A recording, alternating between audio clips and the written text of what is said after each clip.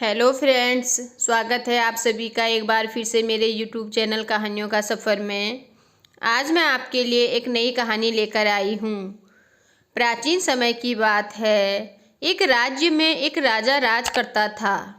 उसका राज्य बहुत ही खुशहाल था। वहाँ धन धान्य की कोई कमी नहीं थी। राजा और प्रजा खुशी खुशी अपना जीवन यापन कर रहे थे। एक वर्ष उस राज्य में भयंकर अकाल पड़ा। पानी की कमी से फसलें सूख गई। ऐसी स्थिति में किसान राजा को लगान नहीं दे पाए। लगान प्राप्त न होने के कारण राजस्व में कमी आ गई और राजकोष खाली होने लगा। यह देख राजा चिंता में पड़ गया। हर समय वह सोचता रहता कि राज्य का खर्च कैसे चलेगा। अकाल का समय निकल गया, स्थिति सामान्य हो गई, किंतु राजा के मन में चिंता घर कर गई। हर समय उसके दिमाग में यही रहता कि राज्य में पुनः अकाल पड़ गया तो क्या होगा। इसके अतिरिक्त भी अन्य चिंताएं उसे घेरने लगी। पड़ोसी राज्य का भय, मंत्रियों का षड्यंत्र जैसी कई चिंताओं ने उसकी भूख, प्यास और रातों की नींद छीन ली। वह अपनी इस हालत से परेशान था, किंतु जब भी वह राजमहल के माली को देखता तो आश्चर्य में पड़ जाता। दिन भर मेहनत करने के बाद वह रूखी सूखी रोटी भी छक कर खाता, पेड़ के नीचे मज़े से सोता। कई बार राजा को उससे जलन होने लगती। एक दिन उसके राज दरबार में एक सिद्ध साधु पधारे। राजा ने अपनी समस्या साधु को बताई और उसे दूर करने का सुझाव मांगा। साधु राजा की समस्या अच्छी तरह समझ गए थे। वे बोले, राजन, तुम्हारी चिंता की जड़ यह राजपाट है। अपना राजपाट अपने पुत्र को देकर चिंता मुक्त हो जाओ।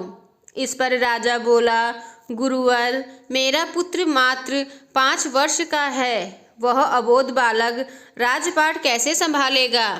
तो फिर ऐसा करो कि अपनी चिंता का भार तुम मुझे सौंप दो। साधु बोले।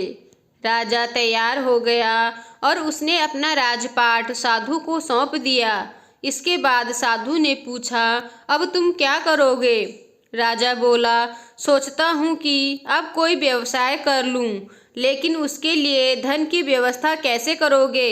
अब तो राजपाट मेरा है, राजकोष के धन पर भी मेरा अधिकार है, तो मैं कोई नौकरी कर लूँगा। राजा ने उत्तर दिया, ये ठीक है, लेकिन यदि तुम्हें नौकरी ही करनी है तो कहीं और जाने की आवश्यकता नहीं। यही नौकरी कर लो। मैं तो साधु हूँ, मैं अपनी कुटिया में ही रहूँगा। राजमहल ही रहकर मेरी ओर से तुम ये राजपाट संभालना। राजा ने साधु की बात मान ली और साधु की नौकरी करते हुए राजपाट संभालने लगा। साधु अपनी कुटिया में चले गए।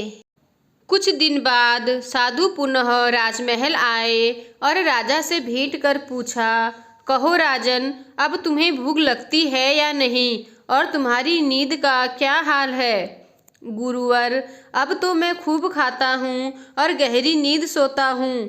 पहले भी मैं राजपाट का कार्य करता था, अब भी करता हूँ, फिर ये परिवर्तन कैसे?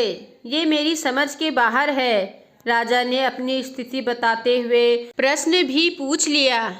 साधु मुस्कुराते हुए बोले, राजन, पहले तुमने काम को बोझ बना लिया था और उस बोझ को हर समय अपने मानस पटल पर ढोया करते थे, किंतु राजपाट मुझे सौंपने के उपरांत तुम समस्त कार्य अपना कर्तव्य समझकर करते हो, इसीलिए चिंता मुक्त हो।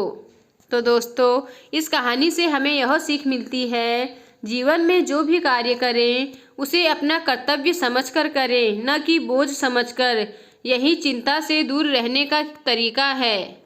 तो फ्रेंड्स, आपको आज की कहानी कैसी लगी मुझे कमेंट कर कर ज़रूर बताएं। और अगर आपको कहानी पसंद आई हो तो मेरे चैनल को सब्सक्राइब कीजिए और लाइक कीजिए और अपने दोस्तों के साथ आगे शेयर कीजिए।